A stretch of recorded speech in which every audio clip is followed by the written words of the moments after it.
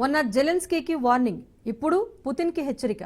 America అధ్యక్షుడి వ్యవహారం ఎవ్వరికీ అర్థం కావటం లేదు. అగ్రరాజ్యంలో అన్ప్రెడిక్టబుల్ ట్రంప్ అంటున్నారు ఆయన అభిమానులు.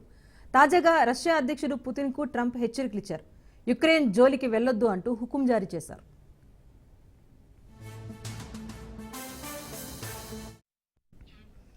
నిండా మొన్నటి వరకు యుక్రెయిన్ అధ్యక్షుడు జెలెన్స్కీపై ట్రంప్ విరుచుకుపడ్డారు. ఇప్పుడు ఆయన రూట్ మార్చారు. పుతిన్పై తీవ్రస్థాయిలో విరుచుకుపడ్డారు.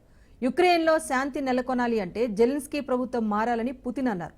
ఆయన కామెంట్స్ పైన అమెరికా ప్రెసిడెంట్ మండిపడ్డారు.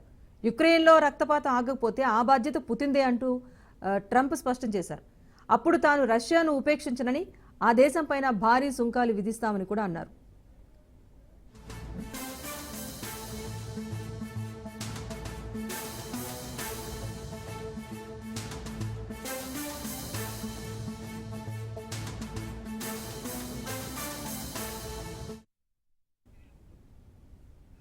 రష్యా చమురుపై సుంకాలు విధిస్తామని ట్రంప్ వార్నింగ్ ఇచ్చారు. ఆ సుంకాలు కూడా 25% నుంచి 50% వరకు ఉండొచ్చని కూడా అమెరికా వర్గాలు వెల్లడిస్తున్నాయి.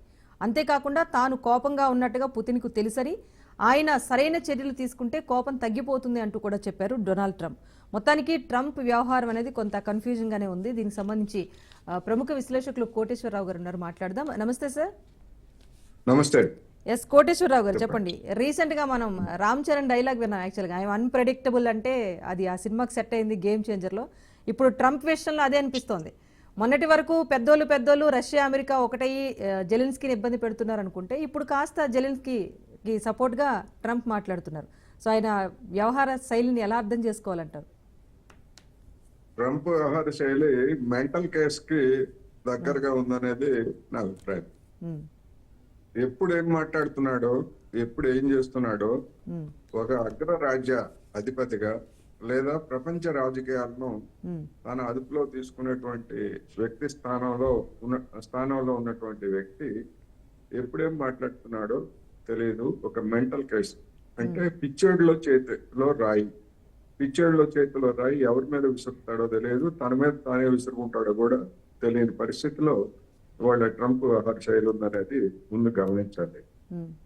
రెండవది, అతని ధోరణి ప్రకారం చూసినా గాని ఎవరు ఇవాళ చివరికి వాళ్ళ అమెరికాలో సాయం పొందేటువంటి జెలెన్స్కీ కూడా ట్రంప్ను ధిక్కరించి ఖనిజాల ఒప్పందం మీద సంతకం చేయకుండా వెళ్ళిపోయినటువంటిది మనం చూసాం.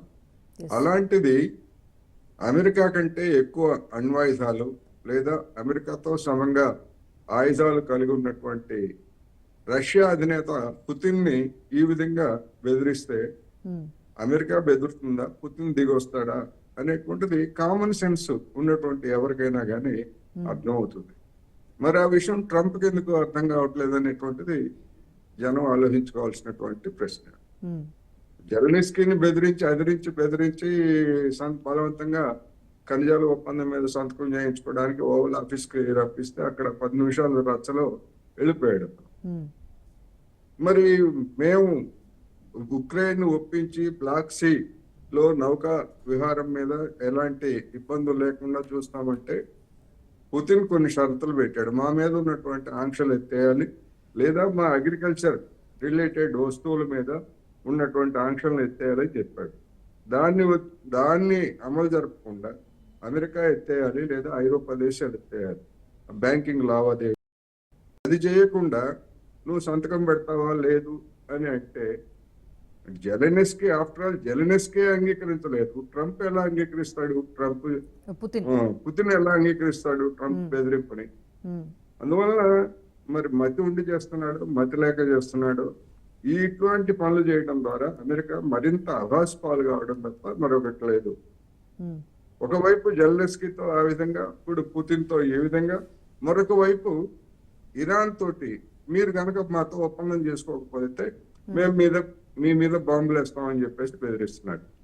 ఇదే పెద్ద మనిషి గతంలో అధికారంలో ఉండగా ఆ ఇరాన్ తో చేసుకున్నటువంటి అణు ఒప్పందం నుంచి బయటికి పోయింది ఎవరు? ట్రంపే బయటికి పోయాడు, అమెరికా బయటికి పోయింది. ఇప్పుడు మళ్ళా మాతో సంతకాలు చేసి మాతో అంగీకారానికి రాకపోయేట్లయితే మీ మీద బాంబులు వేస్తామని చెప్పేసి ఇరాన్ ని బెదిరిస్తున్నాడు. ఇలాంటి ఉడతూపులకి, ఇలాంటి మాటల దానికి ఎవరు భయపడతారు అనేటువంటిది ఇవాళ ప్రపంచంలో ఉన్నటువంటి ప్రశ్న. నాకు గడిచినటువంటి ఈ 2 నెలల్లో భయపడింది ఎవరంటే మన నరేంద్ర మోడీ గారు భయపడి లొంగిపోయి కొన్ని రాయితీలు ఇవ్వడానికి అంగీకరించినట్టు కనిపిస్తా ఉంది తప్ప ప్రపంచంలో ఆత్మగౌరవం ఉన్నటువంటి ఏ నాయకుడు కూడా ట్రంప్ బెదిరింపులకు ఎవరికి ఇంతవరకు లొంగలేదు అనేది మాత్రం స్పష్టం. అయితే ఒకటి సార్, ప్రపంచంలో అంటే పెద్దన్న పాత్ర, అగ్రరాజ్య హోదా ఉంది కనుక అమెరికా ఏం చేసినా చెల్లుతుంది అనేది అయితే కరెక్ట్ కాదు అన్ని సందర్భాల్లో అనడానికి ఇప్పుడు ఉదాహరణగానే కనిపిస్తున్నాయి. సో అమెరికా అగ్రరాజ్య హోదా ఉన్నప్పటికీ రష్యా అంతే పవర్ఫుల్, అటు మీరు అన్నట్టుగా అణ్వాయుధాల విషయంలో ఇరాన్ అంతే పవర్ఫుల్, ఇటు టారిఫ్లతో వారు పెట్టుకున్న చైనా కూడా అంతే పవర్ఫుల్. ఇలా కీలక అగ్రదేశాల మధ్య కనుక ఇలాంటి ఒక వారికి ఒక విభిన్నమైన వాతావరణానికి కారణం ట్రంప్ అయితే కనుక పరిణామాలు ఎలా ఉంటాయంటారు భవిష్యత్తులో?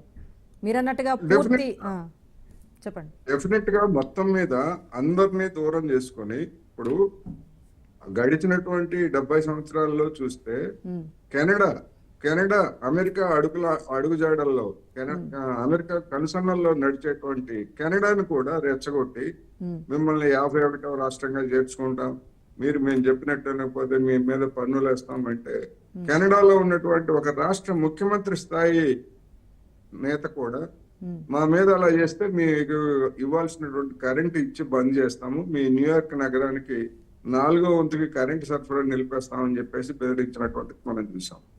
పక్కనే ఉన్నటువంటి మెక్సికో, ఇట్లా మిత్ర దేశాలుగా ఉన్నటువంటి వాటి మీద కూడా ట్రంప్ అదేవిధంగా ఐరోపా దేశాలు, నాటో కూటమిలో ఉన్నటువంటి ఐరోపా అగ్రదేశాలన్నీ కూడా అమెరికా ఎట్లా చెప్తే అట్లా వింటున్నాయి. గడిచినటువంటి 2వ ప్రపంచ యుద్ధం తర్వాత వాటి మీద కూడా మీ మీద కూడా మిమ్మల్ని కూడా వదలం అని చెప్పేసి సవాల్ చేస్తుంది.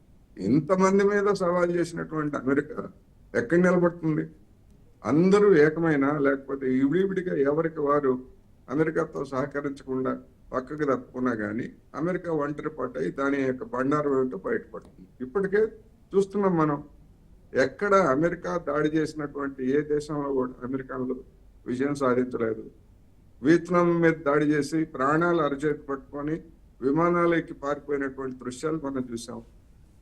తాలిబాన్లని ఒప్పందం చేసుకొని అరే బాబు మమ్మల్ని కట్టుబట్టలతో పోనివ్వండి, మా ఆయుధాలన్నీ మీకే ఇచ్చేస్తామని చెప్పేసి వాళ్ళతో రాజీ చేసుకొని పారిపోయినటువంటి వాళ్ళు అమెరికాను. అందువలన వాళ్ళ గతాన్ని లేదా వర్తమానాన్ని ఈ పరిస్థితులను ఏమి కూడా ట్రంప్ పరిగణలోకి తీసుకున్నట్టు కనపట్లేదు. దాంతో అమెరికాయే నష్టపోతుంది, రాజకీయంగా ట్రంప్ కూడా నష్టపోతాడు డెఫినెట్ గా. అంటే ఒకటి సార్, అమెరికా ఫస్ట్ నినాదం అనేది అక్కడ వరకు అమెరికన్ల వరకు మంచిదే అవ్వచ్చు, కానీ అక్కడి స్వప్రయోజనాల కోసం మిగతా వారిని ఎంతలా ఇబ్బంది పెడుతున్నారు, వీసాస్ విషయంలో కానివ్వండి, ఉద్యోగాలను తొలగించే విషయంలో కానీ ఒక వ్యతిరేకత అయితే ఇతర దేశాల నుంచి అయితే ట్రంప్కి ఆల్రెడీ వచ్చేసింది. సో వచ్చిన 2 నెలల్లోనే ఈ స్థాయిలో ఆయన ఒక బీభత్సం సృష్టించేస్తే ఇంకా పదవీ కాలం చాలా ఉంది. ఇప్పుడు పెద్ద దేశాలతో ఇలాంటి వారికి వెళ్తే కనుక, ఫర్ ఎగ్జాంపుల్ ఇప్పుడు భారత్ విషయానికి వస్తే సార్, అటు అమెరికాతో సానుకూలంగా ఉంది, రష్యాతో కూడా సానుకూలంగా వెళ్తున్న దేశం. ఇలాంటి దేశాలకు కాస్త ఇబ్బందికర వాతావరణం అనేది వస్తుంది కదా. మీరు అన్నట్టు ప్రపంచ రాజకీయ పరిణామాలు కానివ్వండి, ఆర్థిక పరిణామాలు కానీ పూర్తిగా మారే అవకాశం ఉంటుంది కదా. డెఫినెట్ గా ఉంటుంది. ఇప్పుడు అమెరికాకి అగ్రస్థానం లేకపోతే మాకు ప్రాధాన్యత అంటే ఏ దేశానికి ఆ దేశం మాదే ప్రాధాన్యత, మాదే అగ్రస్థానం, మేమే ముందుండాలని ఏ దేశం ఆ దేశం అనుకుంటే తగాదా వస్తుంది. గడిచినటువంటి 2 ప్రపంచ యుద్ధాలు ఎక్కడ వచ్చినాయి తగాదా? ప్రపంచాన్ని వలసలుగా మార్చుకోవడంలో ఐరోపాలో ఉన్నటువంటి దేశాల మధ్య వచ్చినటువంటి తగాదే 2 ప్రపంచ యుద్ధాలు. ఇప్పుడు ఆ విధమైనటువంటి ప్రత్యక్ష వలసలు అవకాశం లేదు కనుక మార్కెట్లని ఆక్రమించుకోవడానికి ప్రయత్నం చేస్తున్నారు. మార్కెట్లను ఆక్రమించుకునేటువంటి చేసేటువంటి ప్రయత్నాల్లో ప్రతిఘటన.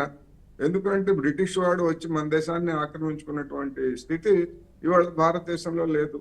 అంతకంటే మెరుగైనటువంటి స్థితిలో మనం ఉన్నాము. అమెరికాను కావచ్చు లేదా మరొక దేశాన్ని కావచ్చు ఎదిరించగలిగినటువంటి స్థితి మనకు కూడా ఎంతో కొంత ఉన్నది గతంతో పోలిస్తే. అందుకని ఆ వాస్తవాలను గమనించకపోతే అమెరికా, ఆఫ్టర్ ఆల్ నేను అదే చెప్పాను ఇంతకు ముందు, ఆఫ్ఘనిస్తాన్నే అదుపులోకి తీసుకోలేనటువంటి వాళ్ళు, లేదా ఒక చిన్న దేశమైనటువంటి వియత్నాంని అదుపులోకి తీసుకోలేనటువంటి అమెరికా భారతదేశాన్ని లేదా చైనాని, రష్యాని, మరొక దేశాన్ని అదుపులోకి తీసుకోగలదా? ఇది కదా ప్రశ్న. అందుకని ఎవరికి వాళ్ళు ప్రొటెక్షనిస్ట్ పాలసీస్ అంటున్నాం, రక్షణాత్మక విధానాలు. మా పరిశ్రమలను మేము రక్షించుకోవాలి, మా వ్యాపారాలు మేము రక్షించుకోవాలి. అమెరికా చెప్తుంది అదే కదా. మా వ్యాపారాలని మా పరిశ్రమలు రక్షించుకోవాలంటే మేము పన్నులు వేయాలని చెప్తున్నాము. మీరు పన్నులు వేసేట్లయితే మరి మా వ్యాపారాలు, మా ఎగుమతులు, మా దిగుమతులు వీటిని కూడా మేము రక్షించుకోవాలంటే మేము కూడా పన్నులు వేస్తామని కౌంటర్ వెయిలింగ్ వేస్తున్నారు. ఇట్లా పరస్పరం వేసుకుంటే అందరికీ నష్టం అనేటువంటి అందరూ చెప్తున్నటువంటి అంశం. కానీ ఎవరు మేము తగ్గేదేలే అన్నట్టుగా వాళ్ళు ఎవరికి వాళ్ళు ఉన్నారు. ఇది ఏం జరుగుతుంది చివరికి?